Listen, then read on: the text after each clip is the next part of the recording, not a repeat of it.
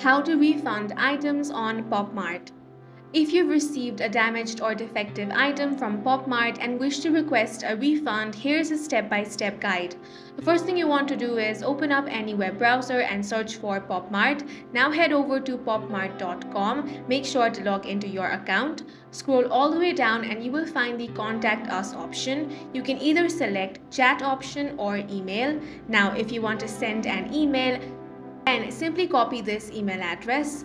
Now remember that Popmart accepts refund requests under different conditions. The first condition is defective or damaged items. The second one is time frame. You must contact Popmart within 15 days of receiving your order. Now paste the email address that you have copied, enter a subject. Then you want to compose an email. Make sure that you include your order number, a detailed description of the issue, and clear photos or videos showing the defect. Now send the email. Popmart will review your request and determine if it qualifies for a refund. If approved, you will receive instructions on how to return the item. Once the returned item is received and inspected, Popmart will process your refund. Refunds are typically processed within 3 to 7 business days from the refund date. And that's it for this video. If you found it useful, make sure to hit the like button and subscribe for more videos like this.